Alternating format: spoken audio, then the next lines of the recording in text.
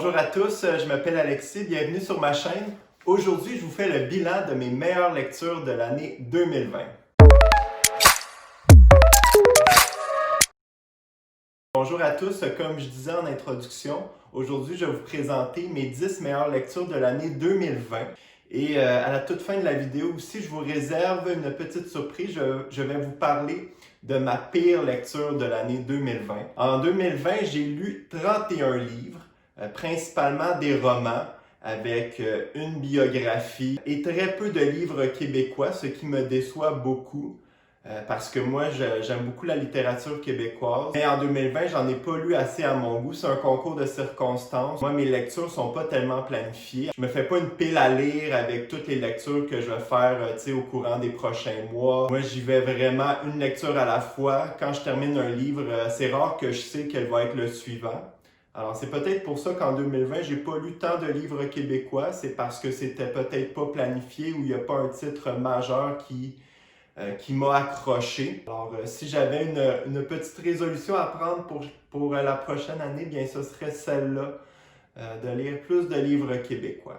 Alors, sans plus attendre, on va commencer mon top 10 de mes meilleures lectures de 2020. Mais juste avant, je vais vous faire mes mentions spéciales. Alors, les livres qui ont failli se retrouver dans mon top 10, mais qui y ont échappé de peu. Alors, dans mes mentions spéciales de l'année 2020, nous retrouvons Someone We Know de Shari LaPena. Ça, c'est un thriller domestique que j'ai lu dans sa version originale en anglais. On retrouve également The Wife d'Ala Fairburk, un autre thriller domestique. La gifle de Christos Tsiolkas, un auteur d'origine grecque qui vit maintenant en Australie. Ça, c'est un roman à plusieurs voix que j'ai beaucoup aimé. Dans mes mentions spéciales, on retrouve également le livre Misery de Stephen King. Surprenamment, il ne fait pas partie de mon top 10. Et vous allez voir que dans mon top 10, j'ai d'autres livres de cet auteur-là, mais celui-là n'en fait pas partie. Ce qui peut paraître étonnant parce que c'est un de ses livres les plus connus, les plus appréciés. Je l'ai beaucoup aimé aussi, mais ayant déjà vu le film, l'élément de surprise n'était pas vraiment là. Donc c'est pour ça qu'il ne fait pas partie de mon top 10. Mais c'est quand même un livre que j'ai beaucoup aimé. Dans mes mentions spéciales, toujours, on retrouve The Wife Between Us de Greer Hendricks et Sarah Pekkanen. Toujours des mêmes auteurs, An Anonymous Girl. Et finalement, dans mes mentions spéciales, nous retrouvons Carrie de Stephen King, que j'ai lu cette année également pour la première fois, que j'ai trouvé excellent. J'ai aimé comment le roman était construit. C'est un roman à plusieurs voix, entremêlé d'articles de journaux, de coupures de presse. Alors ça donne au récit beaucoup de dynamisme. Et aussi, dès le départ, on nous annonce qu'un drame va survenir lors du bal de fin d'études. Évidemment, vous connaissez sans doute déjà l'histoire. Alors, on nous annonce dès le début qu'un drame va survenir et peu à peu, la tension monte parce que plus les jours avancent, plus on se rapproche du jour fatidique. Alors, j'ai beaucoup aimé la construction de ce livre-là. C'est un roman qui est court aussi. Peut-être trop court à mon goût. J'aurais pris un peu plus de densité. Somme toute, ce livre-là m'a laissé un peu sur ma faim, même s'il était super bien construit, mais c'est le premier roman de Stephen King. Alors, on sait par la suite que l'auteur s'est montré capable d'écrire des pages et des pages. Alors voilà, celui-là est plus court, ce qui va plaire à un lectorat, mais moi j'aurais aimé en avoir un peu plus. Mais somme toute, c'est vraiment excellent quand même.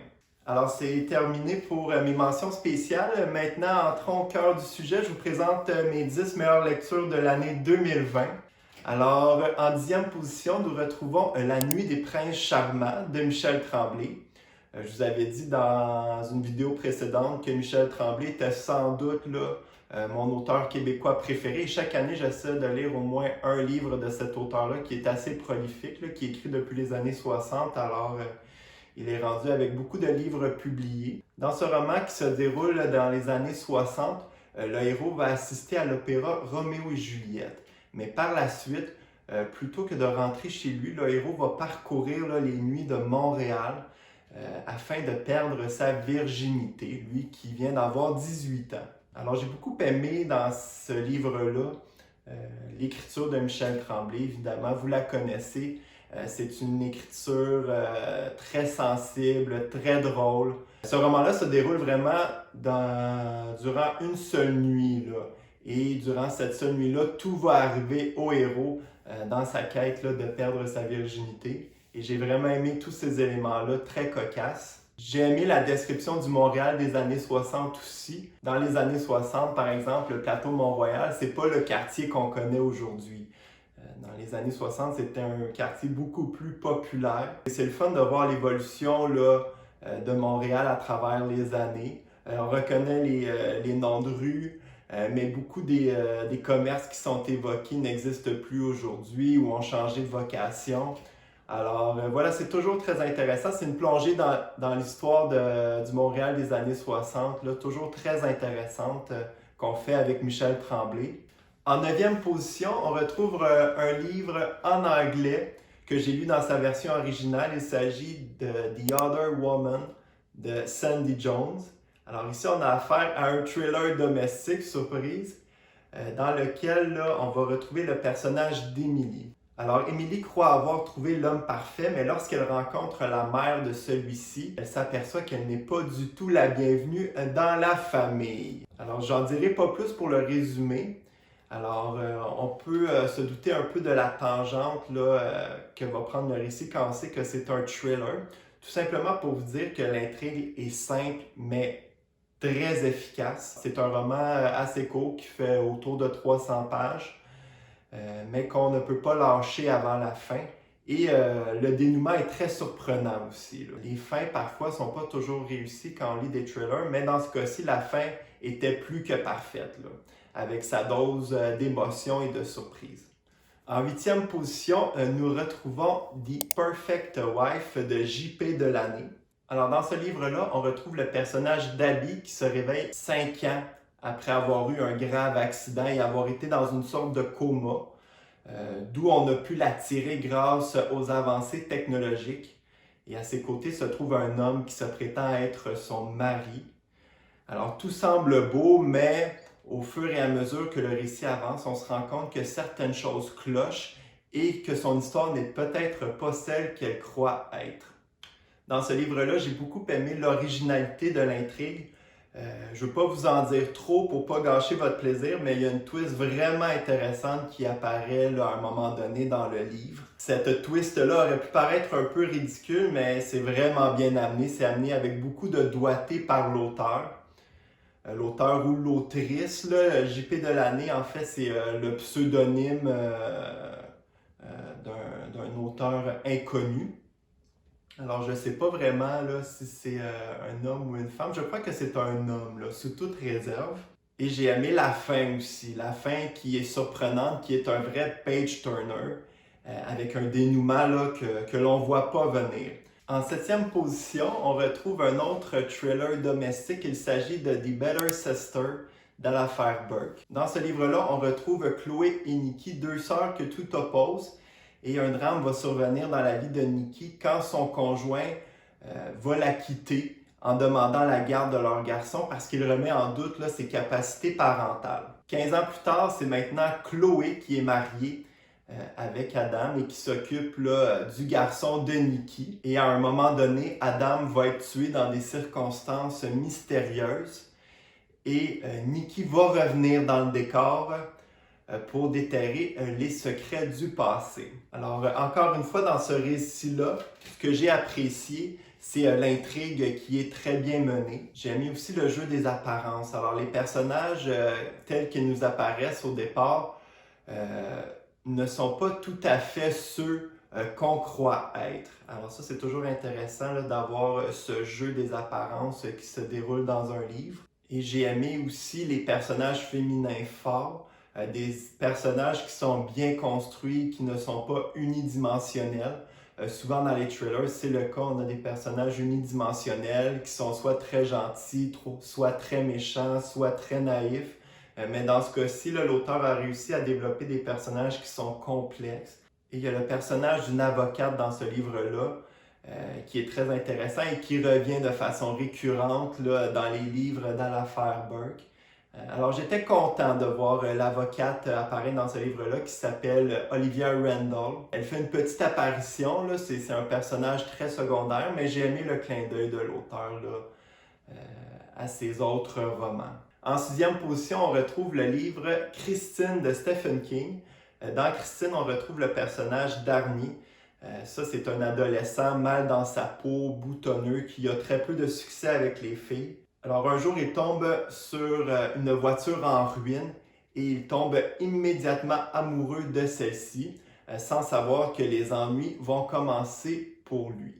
Alors j'en dirai pas plus pour le résumé, mais vous connaissez peut-être l'histoire, là, il y a eu une adaptation cinématographique. En fait, Christine, c'est plus qu'une simple voiture, elle est comme possédée par le démon. Et immédiatement, là, elle se montre jalouse et possessive. Elle va se mettre à éliminer les gens dans l'entourage d'Arnie un par un pour garder Arnie pour elle-même. Je vous avais dit que je vous en dirais pas plus, mais finalement, je vous en ai dit plus, là, excusez. Ce que j'ai aimé dans ce livre-là, c'est tout le côté nostalgique là, qui s'en dégage, le côté nostalgique des années 70. Alors, il faut vraiment souligner aussi le talent de Stephen King pour décrire le mal-être des adolescents. Alors aussi, dans ce livre-là, on se laisse totalement embarquer par l'histoire. Une histoire qui peut paraître ridicule d'un premier abord, une voiture qui prend vie, qui est jalouse et qui se met à tuer des gens, ça peut paraître un peu ridicule au départ, mais c'est tellement bien construit qu'on embarque. Là. On ne se pose pas trop de questions, puis on embarque et on frissonne avec Stephen King. Alors finalement, dans ce livre-là, les descriptions et les scènes d'action s'enchaînent bien les unes après les autres. Alors il y a un bel équilibre entre les deux. Les scènes d'action sont vraiment haletantes, on tourne les pages à une vitesse folle, tandis que les scènes descriptives permettent de créer une ambiance, de mettre la table. Alors j'ai trouvé qu'il y avait un bel équilibre entre les deux. Le livre fait environ 350 pages, mais je l'ai lu très rapidement. Je l'ai dévoré vraiment. Pour moi, c'est un coup de cœur inattendu. Christine fait rarement là, les tops de Stephen King. J'avais même regardé sur Goodreads, sur Babelio, et Christine, c'est un des livres de Stephen King qui score le moins bien. Mais moi, je l'ai trouvé excellent. Pour moi, c'est un coup de cœur. Bon, on est 2 jours plus tard. Je vais poursuivre mon bilan lecture de l'année 2020. En cinquième position, on retrouve le livre Laetitia ou La fin des hommes d'Ivan Jablonka. Ce livre-là est tiré d'une histoire vraie, celle de Laetitia Perret, 18 ans, qui a été enlevée et sauvagement assassinée en France en 2011. C'est une histoire vraie et son histoire avait suscité beaucoup d'émoi en France à l'époque. Même le président Sarkozy s'en était mêlé pour critiquer le travail des juges. Alors, l'auteur Ivan Jablonka va nous raconter cette histoire-là, celle de Laetitia Perret, qui est assez tragique. C'est un livre que j'ai aimé pour plusieurs raisons. J'ai aimé les thématiques abordées dans ce livre-là. On y parle de la société française, des médias, du système de justice et de ses dérives. J'ai aimé la réflexion plus que nécessaire sur les violences faites aux femmes et les féminicides, pas seulement en France, mais partout. C'est un livre qui est très respectueux aussi de Laetitia. On n'a pas le côté voyeur ou tape à l'œil qu'on peut retrouver dans certains true crime. Ici, c'est fait de façon très respectueuse. En fait, l'auteur a voulu rendre hommage à Laetitia. Moi, c'est comme ça que je l'ai perçu. J'ai senti la volonté là, de l'auteur de faire en sorte que Laetitia ne tombe pas dans l'oubli, qu'on se souvienne de son histoire qui est tragique. En quatrième position, on retrouve non pas un, mais bien 3 livres faisant partie d'une trilogie. Il s'agit de la trilogie À la croisée des mondes de Philippe Pullman. Alors ici, j'ai le volume 1 de la trilogie Les Royaumes du Nord. On suit l'histoire de Lyra, qui est orpheline et qui grandit dans un prestigieux collège. Un jour, son meilleur ami va disparaître, victime des ravisseurs d'enfants. Et alors, Lyra va s'embarquer dans un périlleux périple vers les royaumes du Nord, vers d'autres mondes à la croisée du sien. Alors c'est un résumé très court qui résume bien peu l'histoire, j'en conviens. Mais voilà. Alors moi, cette série-là me rend nostalgique. C'est une série que j'avais lue tout jeune. Quand c'était sorti, je me souviens, il y avait un gros engouement autour de cette série-là. J'avais lu les 2 premiers volumes quand j'étais jeune, mais je m'étais jamais rendu jusqu'à la fin et un jour je m'étais promis de le faire, alors c'est maintenant chose faite. La particularité de l'univers de Philip Pullman, c'est les démons. Chaque humain a son démon, c'est-à-dire un animal qui le suit partout, un animal qui est capable de parler.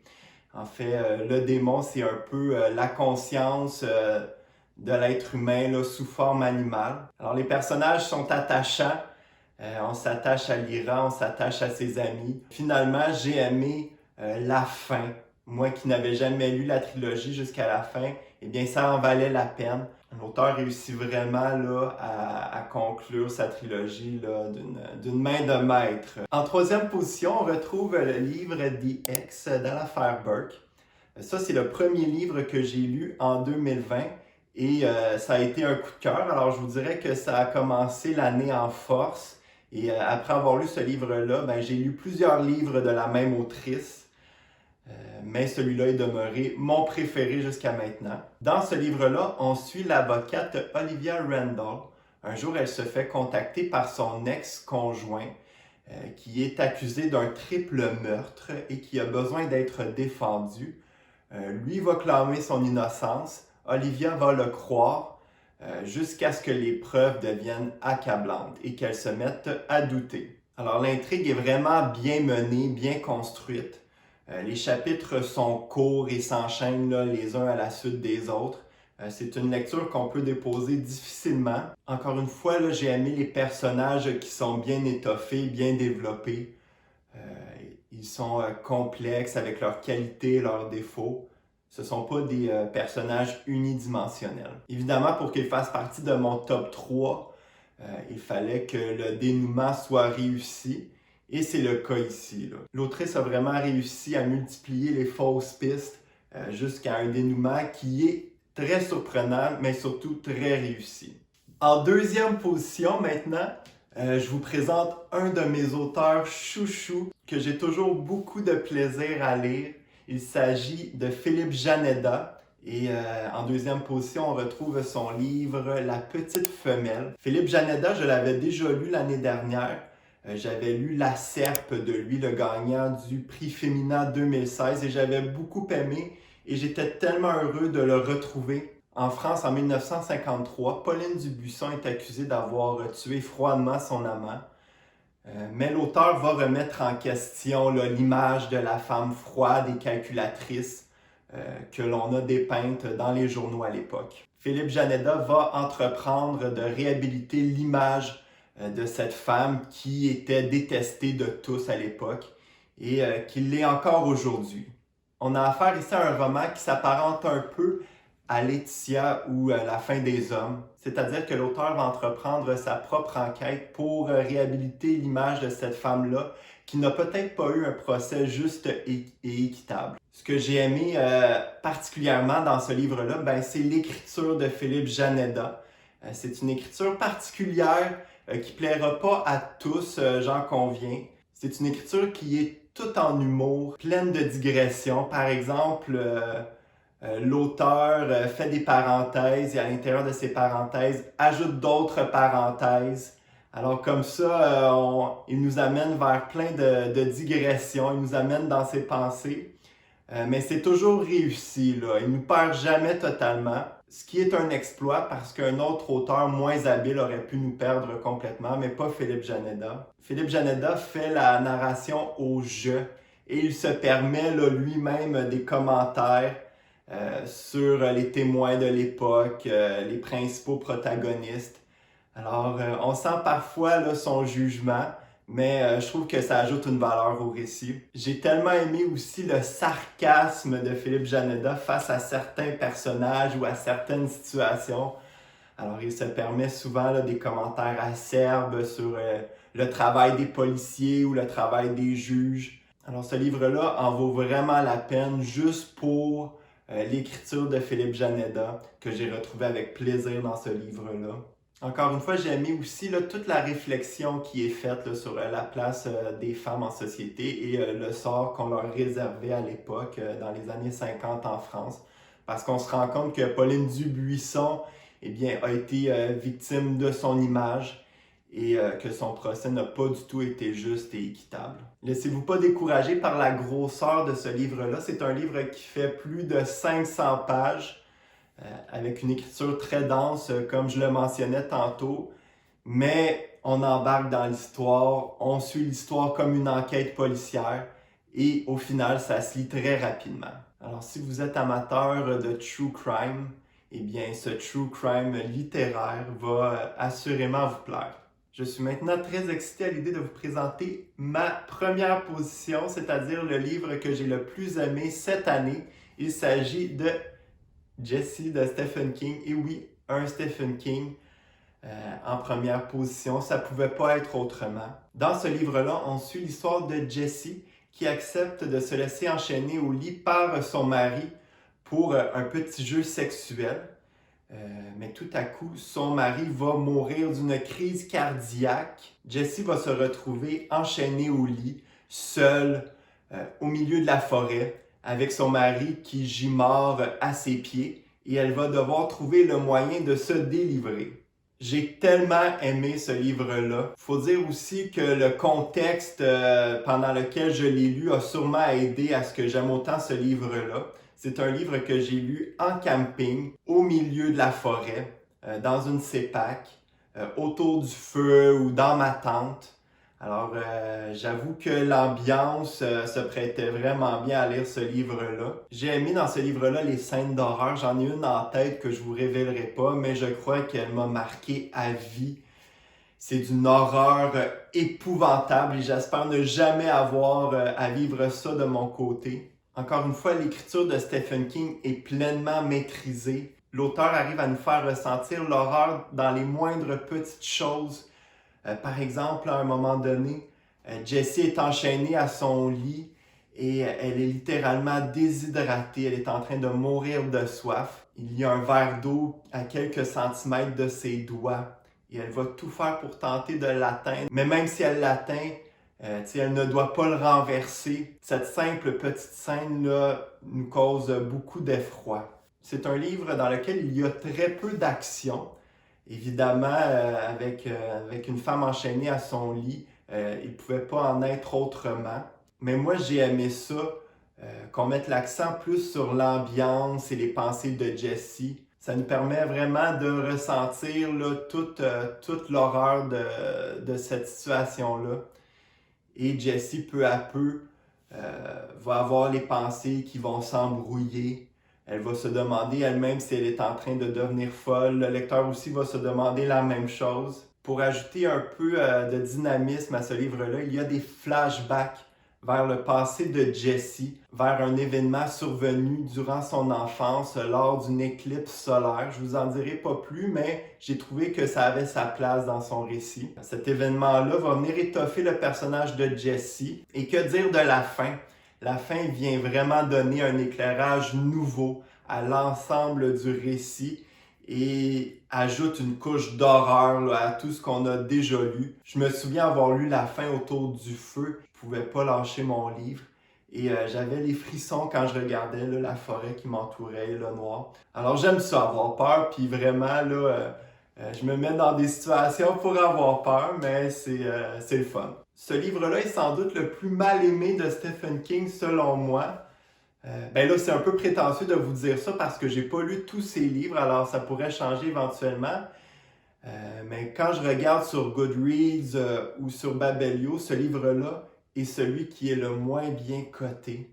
Mais moi, pour l'instant, c'est mon numéro 1. Est-ce que c'est mon numéro 1 parce que mes attentes étaient très basses? Peut-être. Mais pour moi, c'est vraiment réussi. C'est un livre assurément que je vais vouloir relire un jour. Voilà ce qui complète mon top 10 de mes meilleures lectures de l'année 2020. En terminant, je vais vous mentionner là, la pire lecture que j'ai faite en 2020. Il s'agit du livre The Suspect de Fiona Barton. On a affaire ici encore une fois à un thriller psychologique dans lequel on va suivre une journaliste qui enquête sur la disparition de deux jeunes femmes. Et rapidement, en menant son enquête, elle va s'apercevoir que son propre fils est mêlé à la disparition des deux jeunes femmes. Premièrement, j'ai trouvé l'histoire tirée par les cheveux. C'est un peu paradoxal de dire ça quand on parle d'un thriller psychologique ou un thriller domestique parce que c'est toujours un peu tiré par les cheveux, on s'entend, mais si c'est bien amené par l'auteur, on se laisse prendre au jeu. Mais dans ce cas-ci, c'était vraiment pas réussi selon moi. C'était tellement tiré par les cheveux que son propre fils soit mêlé à une enquête qu'elle fait dans un pays éloigné. Alors juste ça, ça m'a suffi à me faire décrocher. Aussi, le suspense tourne en rond. Pendant des pages et des pages, il ne se passe pas grand-chose. On nous ramène les mêmes éléments, mais écrits dans d'autres mots. C'est un livre normalement que j'aurais dévoré en quelques jours, d'autant plus que je l'ai lu durant mes vacances cet été. Mais c'est un livre qui m'a pris environ un mois à terminer, tellement j'avais peu d'intérêt pour l'histoire. Je l'ai quand même terminé en me disant que la fin pourrait peut-être tout rattraper, mais pas du tout. Je me souviens pas tellement de la fin, mais c'est pas une fin qui m'a marqué, qui m'a fait tomber de ma chaise. Moi, je suis incapable de ne pas terminer un livre à moins d'un événement de force majeure.